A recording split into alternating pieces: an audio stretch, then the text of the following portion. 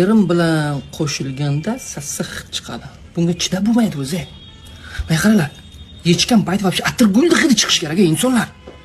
Hurmatli ayollar. O'y, atirgulni hidi chiqish kerak. U hamma ishtahadan siz bu xudlashaysiz-ku. Короче, bunday qilasiz. Tushundingizmi? Kalendula лекарственная, romashkani olasiz. Ikkovini bir choy qoshiq, ha? Keyin kurkumani olasiz ham, kurkumani. Hammasidan anaundan kurkumadan bir choy qoshiq oling, ezilgandan. Kalendula лекарственная bilan romashkani aralashtirib taylab, bir osh qoshiq oling. Bir 200-300 grammga damlang, hammasini 1 soat 2 soat tursin. Tushundingizmi? Undan keyin ham ichaverasiz 50 grammdan. Ham alohida tayyorlab oling, sprinsovka qiling 2-3 marta. Tushundingizmi? Undan keyin shuni yechgan paytingiz yoki bo'lgandan keyin ana uni hidi chiqadi.